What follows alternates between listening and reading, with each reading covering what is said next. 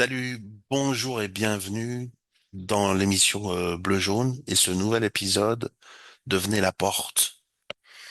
Euh, sur cette chaîne, on parle de mieux-être, on parle d'autodétermination, on parle d'éveil de conscience qui sont comme trois niveaux pour le mieux-être. Si vous vivez trop de stress, si vous n'arrivez plus à gérer vos humeurs, si vous avez besoin d'outils thérapeutiques pour dépasser quelque chose que vous n'arriviez pas à dépasser avant. Ça, c'est le premier niveau. Il y a le deuxième niveau qui est l'autodétermination. L'autodétermination, c'est gagner en autonomie, y compris en autonomie affective. L'autonomie affective, ça vous sert tout le temps, ça vous sert dans votre relation aux autres, ça vous sert en couple, ça vous sert dans votre célibat pour gérer votre solitude.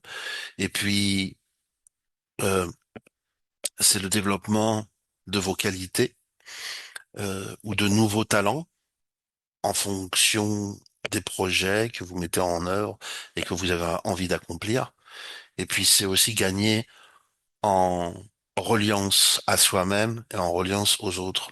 Quand on grandit sur tous ces plans, l'autodétermination, c'est comme une super ressource qui t'aide à réaliser 90% de tes défis.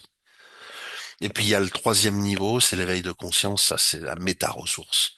C'est la ressource par laquelle tu arrives à résoudre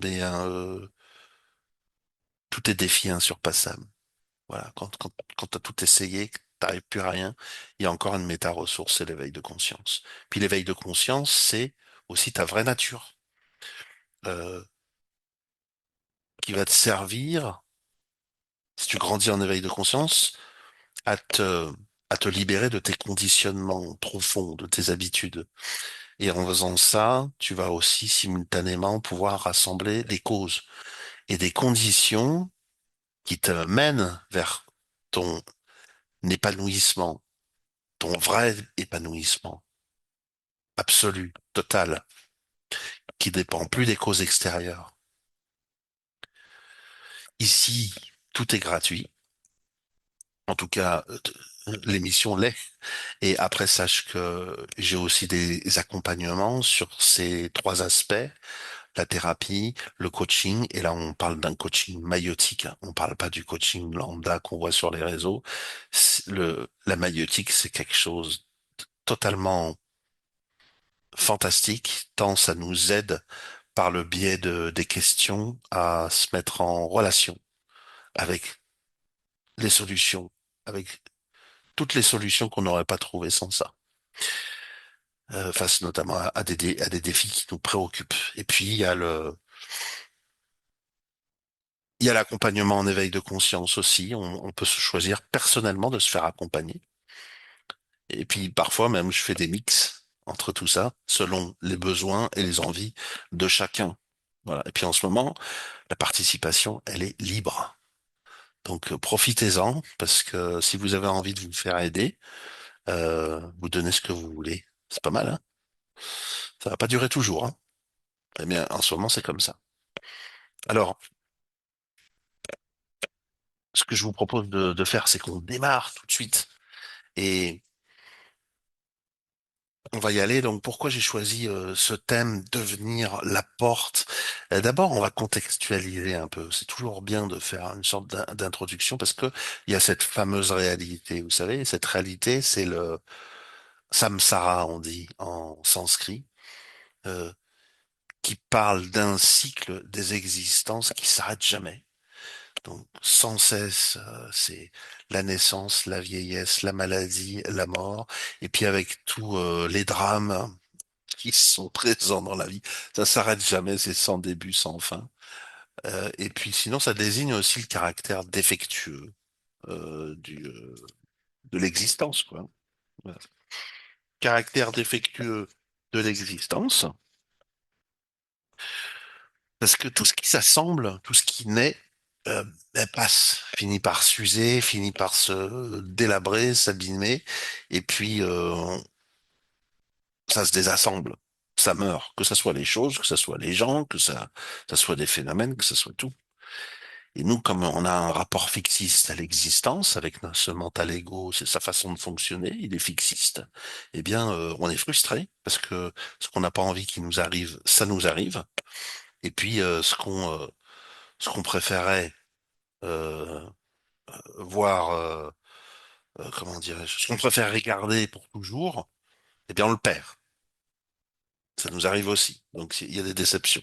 Ça génère de l'angoisse, ça génère des peurs, ça génère du désespoir. Et puis, ça va bien à nouveau. Et puis, ça recommence.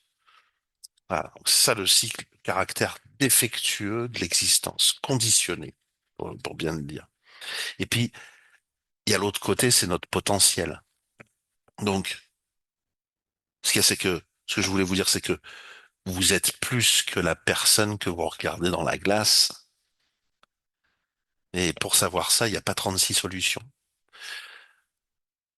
En tout cas, en ce qui me concerne, moi, je recommande de se relier à une tradition. Voilà.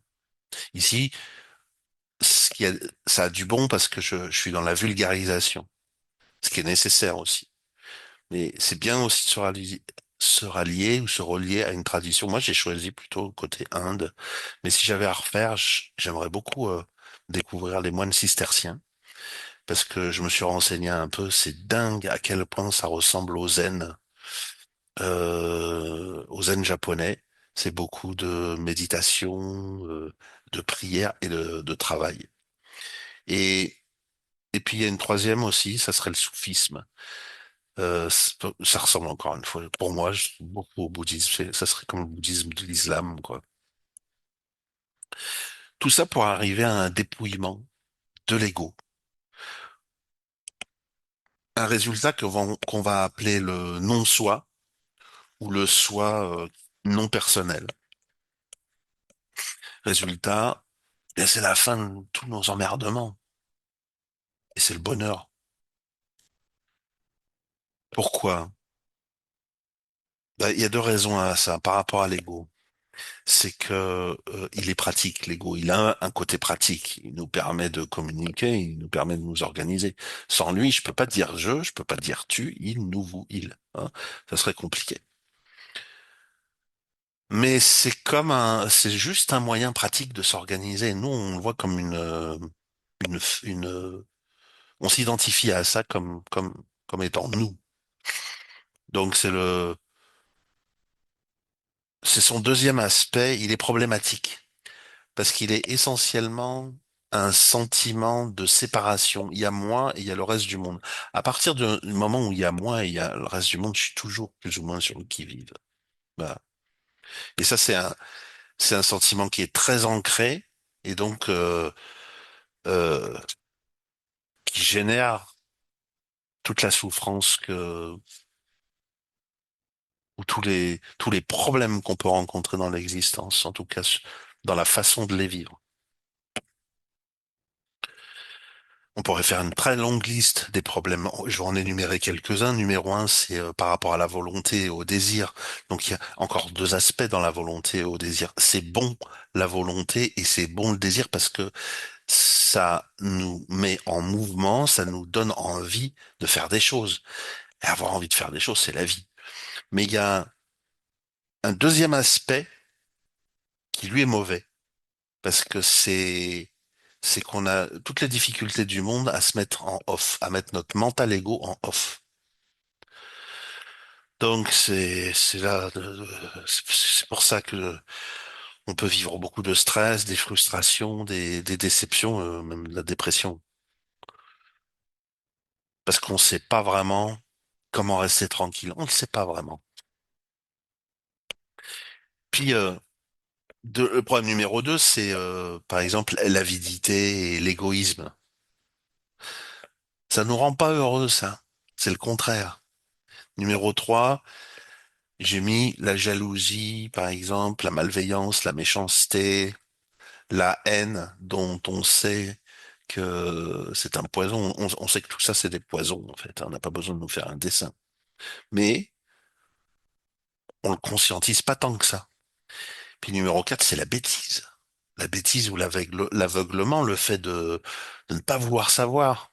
Et même moi, il y a des moments où J'ai envie ouais, de me lâcher la grappe à moi-même, comme on dit là, de me foutre la paix à moi-même. Alors, mais c'est pas des moments où je progresse en éveil de conscience. La bêtise ou l'aveuglement, c'est le fait de ne pas vouloir en savoir plus. Et ça peut même être le fait de cumuler toutes les tares, en fait. Résultat, il y a la création d'un voile. C'est un voile qui se met par-dessus, c'est un voile émotionnel, c'est un voile psychique, c'est le voile de nos conditionnements, c'est le voile de nos habitudes. Et ça fait obstacle à notre vraie nature. L'ignorance, c'est un peu, tu sais, comme, j'ai cette métaphore à Voskevo, mais imagine que il y a un individu, tu sais, quand on est bébé, on a tous un stade, on est à quatre pattes. Mais il y a un individu qui est resté tout le temps à quatre pattes. Puis après, il grandit comme ça, puis il rencontre des gens à deux pattes, en station debout, qui lui disent, bah, tu sais, si tu te levais, tu auras accès à plein d'autres choses. Tu verrais la vie différemment, tu pourrais utiliser tes mains. Mais l'autre, il dit, non, non, moi, je suis bien comme ça, je reste à quatre pattes. C'est un peu pour vous faire comprendre, en fait, on a des capacités, on a des fonctions, dont la fonction qu'on peut appeler, par exemple, spirituelle ou d'éveil de conscience. Ça nous est donné. C'est dommage de passer à côté de ça, de pas s'en servir. Tous les bienfaits que ça peut apporter pour soi et pour les autres. Alors, quoi faire? C'est là que vient ce conseil que j'avais vu chez un maître zen qui dit, devenez la porte. Pourquoi? Parce que tu as déjà l'éveil complet. Il est derrière tes voiles, en fait. Donc, tu ne peux pas devenir quelque chose que tu es déjà. Ce que tu peux faire, c'est le redevenir, éventuellement, ou l'actualiser. Comment? Eh bien, en t'arrêtant. Pas tout le temps, il y a une alternance, il y a vaquer à ses occupations, mais régulièrement, on s'arrête. Et on s'arrête, on apprend à bien le faire. Parce que mental ego, euh, j'allais dire naturellement. Non, c'est pas naturel, c'est adventice. Mental ego, et rajouter cette identification mentale, c'est rajouter ces adventices. Mais c'est tellement ancré en nous qu'on a l'impression que c'est presque naturel. Et lui, il a du mal à s'arrêter. Donc, on a besoin de moyens habiles pour arriver à le faire. Devenir la porte, c'est un de ces moyens habiles. Mais il y a une deuxième astuce aussi, qui est très contre-intuitive. Il s'agit de te servir de ta propre finitude, ta propre mort, comme moyen d'émancipation. Donc, ce que je pourrais faire là, c'est que euh, on se mette à faire de la méditation et je te fais confiance, tu as déjà essayé ces choses-là, mais tu peux le faire si tu l'as pas encore fait. De méditer sur ta propre finitude. Il y a des façons de le faire, très particulières. Et puis, il y a la façon de chacun aussi, comme quelque chose qui est lié à cette impermanence, hein, qui va pas durer toujours. Moi, j'avais envie de faire un petit travail de recherche, en fait, et te lire ce que j'avais trouvé, parce que comment ça se fait qu'il y a plein de civilisations qui sont en lien avec ça, le, qui, comment dire, qui sont beaucoup plus en lien que nous, les Occidentaux, avec la mort, qui ont apprivoisé ça, et qui sont beaucoup plus heureux. Alors, c'est quand même quelque chose d'extraordinaire, ça. Il faut aller voir pourquoi. Donc, j'avais envie d'interroger et puis d'avoir un petit peu de choses à te lire par rapport à ça, ce que je propose de faire maintenant. Et dans un deuxième temps, je passerai à la lecture du conte. Voilà. Donc, je vous dirai au revoir juste avant la lecture du conte. Là, ce que je vais faire, c'est que je vais commencer à te lire des infos par rapport à ça, par rapport à cette possibilité de te servir de la finitude de la mort comme moyen d'émancipation. C'est très fort. C'est très fort. Et l'ego déteste ça. L'ego déteste ça. Mais c'est justement parce qu'il déteste ça qu'on va le faire. C'est pas parce qu'on l'aime pas, c'est parce que euh, on aime aussi notre éveil de conscience. Et l'ego, le mental ego, on ne doit pas le détruire, mais il doit retourner à sa place, comme un outil. Il n'est pas le maître, il est l'outil, il est un outil. Et un outil, on s'en sert pas tout le temps. On doit pouvoir l'éteindre, le mettre en off. Et ça, méditer sur toutes les choses qui concernent la mort, c'est comme la technique de la porte, ça arrête le mental. Ça le met en off. Et à ce moment-là, il peut se passer de nouvelles choses. Vous pouvez avoir accès à de nouvelles choses. Donc pourquoi penser à la mort aide dans plein de civilisations, par exemple au Mexique, ça a lieu au Japon, au Tibet, dans beaucoup de cultures africaines. C'est intégré au quotidien. Et les bénéfices de cette familiarité avec la mort sont très concrets. Premièrement, elle ancre dans le présent. La maj- le- comment expliquer ça? La majeure partie du stress, c'est ça. Ça vient de ressasser le passé et anticiper le futur. Là, ça ancre dans le présent, donc il n'y a plus ça. Savoir qu'on va mourir empêche de remettre à plus tard ce qui compte. Un commerçant mexicain ou un moine bouddhiste n'attend pas la retraite pour vivre ses joies ou ses réconciliations. En deux, elle réduit la peur.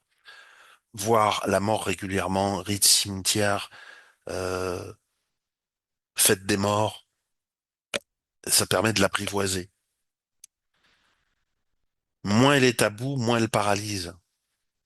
À l'inverse, chez nous, on la cache à l'hôpital, ce qui la rend plus angoissante. En trois, elle donne du sens aux liens.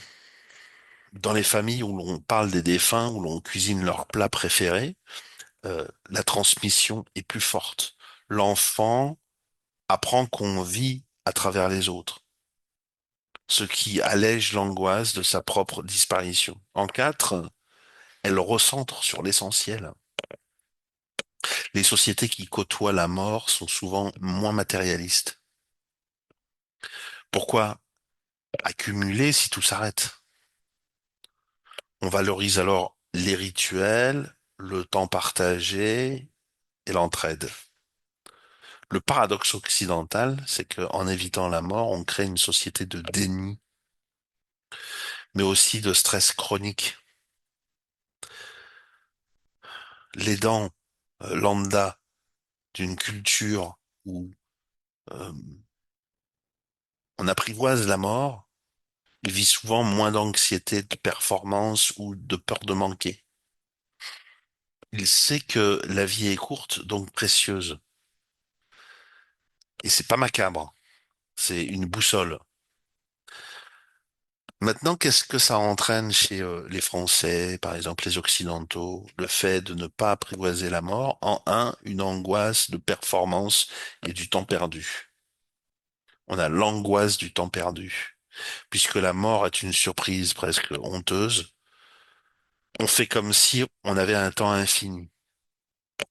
Cela génère une peur, parfois panique, de ne pas avoir assez vécu, de mal choisir ses loisirs ou son travail.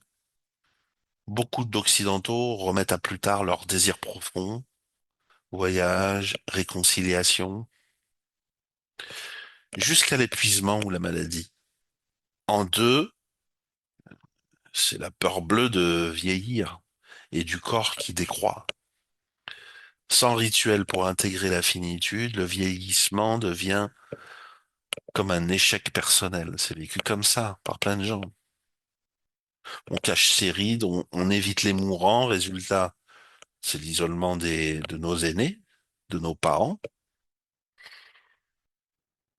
Et puis c'est la dépression face au beaucoup de dépression est due à ça, d'arriver, de faire face aux premiers signes de l'âge. Alors que Dans d'autres cultures, les anciens sont comme des guides précieux, précisément parce qu'ils sont près de la mort. D'ailleurs, on dit en Afrique, dans certains coins de l'Afrique, il est dit que quand un ancien meurt, c'est comme une bibliothèque qui brûle. En trois, il y a une transmission affaiblie.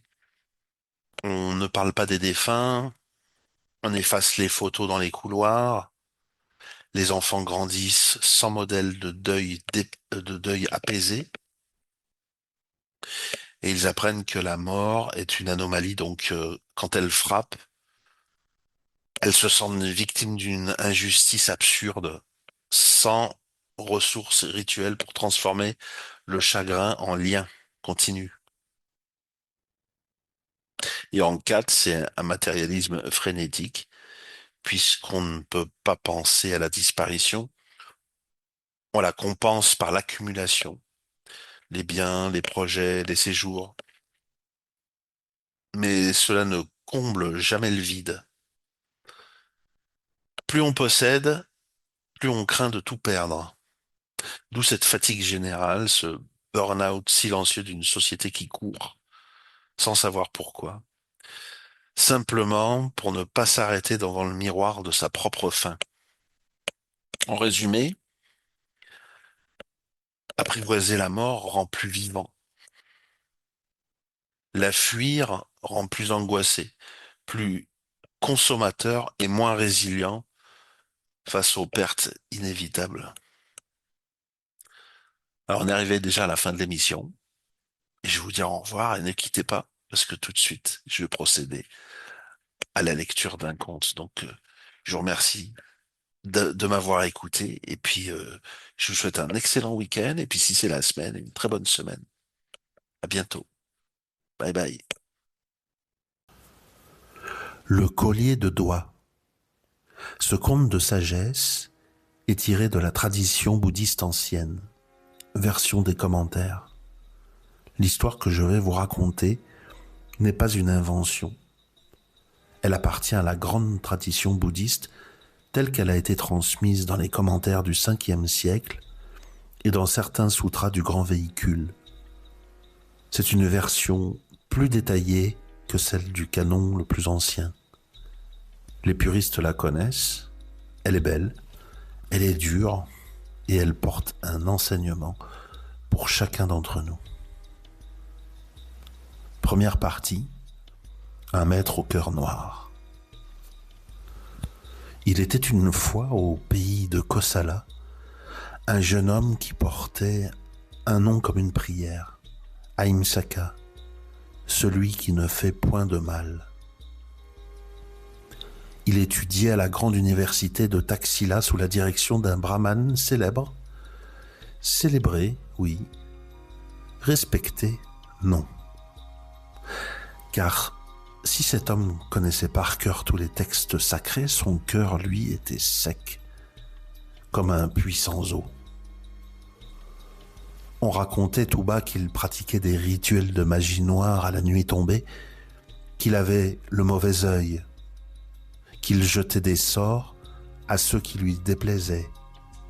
Certains de ses anciens élèves étaient morts dans des circonstances étranges, mais personne n'osait l'accuser ouvertement car il était puissant et sa colère faisait trembler. Ce maître aimait la flatterie. Il exigeait des cadeaux extravagants en fin d'études, des richesses, des terres parfois. Il avait une façon de sourire qui glaçait le sang. Pourtant, Ahimsaka était son élève préféré. Pourquoi ? Parce que le jeune homme était pur et que les êtres noirs aiment parfois la lumière comme les serpents aiment la chaleur du soleil. Ils veulent la posséder puis l'éteindre. Les autres élèves détestaient cette préférence. Ils inventèrent un mensonge. Ahimsaka convoitait la femme du maître. Ils le répétèrent 7 fois, à voix basse, dans l'oreille du brahmane. Le maître savait que c'était faux, mais il n'avait pas besoin de vérité pour haïr. Il avait besoin d'un prétexte. La jalousie et la peur firent le reste, car Ahimsaka possédait, disait-on, la force de 7 éléphants. Et le vieux brahman imaginait déjà que cet élève si fort pourrait un jour le détrôner. Alors, il décida de s'en débarrasser. Mais pas directement. Il avait trop peur. Il utiliserait la règle sacrée du dakshina, le cadeau d'adieu que tout élève doit offrir à son maître. Il convoqua Ahimsaka, lui caressait les cheveux d'une main qui semblait paternelle et murmura « Mon fils, ta formation est achevée. Voici le cadeau que je te demande en échange de tout ce que je t'ai donné. Tu m'apporteras 1000 doigts humains, chacun d'une personne différente. Tu les enfileras en guirlande autour de ton cou. Ainsi tu renaîtras dans le royaume de Brahma. » Pour être sûr que sa proie ne lui échapperait pas, il ajouta des mantras de magie noire, des formules anciennes qui brouillent la raison et plongent l'esprit dans un brouillard d'obéissance. Et Ahimsaka, élevé dans la croyance que ce maître, malgré ses défauts, détenait la vérité, obéit. Deuxième partie, la forêt et le collier. Il devint celui qu'on appela bientôt Angulimala, celui qui porte les doigts en guirlande. La forêt de Kosala devint son royaume. Il tuait sans colère, sans haine même, par obéissance, par aveuglement. 999 doigts. Il lui en manquait un. Ce jour-là, Angulimala cherchait sa proie. Il vit au loin sa propre mère, qui venait, par le sentier, apporter de la nourriture aux ascètes. L'ultime doigt, pensa-t-il. Il leva son sabre. À cet instant précis, un moine apparut sur le chemin. Il marchait seul, paisiblement, comme si la forêt entière était sa chambre. Angulimala hésita. Une proie plus facile. Il abandonna sa mère et bondit. Il courait plus vite que le tigre. Ses jambes étaient des éclairs. Il allait rattraper le moine, mais voici. Plus il courait, plus le moine s'éloignait. Et pourtant, le moine ne courait pas, il marchait, d'un pas tranquille, comme s'il se promenait au jardin. Angulimala accéléra encore. Ses poumons brûlaient, le sang battait ses tempes. Il fut à portée de sabre, il tendit la main, et le moine n'était plus là. Il avait disparu. Non pas fui, non pas bondi, ni dissous, comme un mirage dans la chaleur. Il réapparut 20 pas plus loin, continuant sa marche, imperturbable. Le bandit hurla de frustration. Il repartit. Il courut jusqu'à épuisement. Chaque fois le même sort. La main tendue ne rencontrait que l'air. Le moine se dérobait comme l'eau entre les doigts. Enfin, Angulimala s'effondra, haletant, vaincu par l'invisible. Il cria d'une voix déchirée. « Arrête-toi, mendiant! Arrête-toi! Je ne sais plus que ce que je fais. » Le moine s'arrêta. Il se retourna. Ses yeux n'exprimaient ni peur ni mépris, juste une paix immense, comme un lac sans vent. « Je me suis arrêté, Angulimala, dit-il doucement. C'est toi qui cours. » Le bandit suffoquait, non plus de course, mais de stupeur. Arrêter quoi? Je ne cours plus. C'est toi qui files comme un fantôme. Le Bouddha, car c'était lui, répondit sans aucun effort. Arrête de vouloir. Arrête de poursuivre. Arrête ton mental. Ton mental n'est pas le maître, c'est un outil. Si tu prends ton mental pour toi, tu ne pourras jamais t'arrêter. Tu peux rester assis sur un rocher, tu galoperas encore toute ta vie, poursuivant des ombres. Ton vieux maître de taxi là t'a offert un poison. Mais c'est toi qui as choisi de le boire. Parce que ton mental a dit, il faut obéir, il faut accomplir, il faut gagner.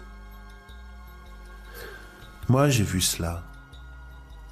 Alors, où que je marche, je suis immobile. Arrête-toi maintenant. Le collier de doigts trembla sur la poitrine d'Angulimala. Quelque chose venait de se briser, quelque chose qu'il n'avait même jamais su qu'il portait. Son sabre tomba. Le bruit sourd fit s'envoler tous les oiseaux de la forêt. « Que m'arrive-t-il » murmura-t-il. « Tu viens de t'arrêter » dit le Bouddha. « Pour la première fois. Bienvenue. » Question. Et toi qui écoutes, assis là, bien tranquille, en ce moment même, est-ce que ton mental est ton maître, ton outil? Qui commande? Qui obéit? Qu'est-ce que tu pourrais arrêter? Rien que pour voir. Juste pour voir. Fin du compte.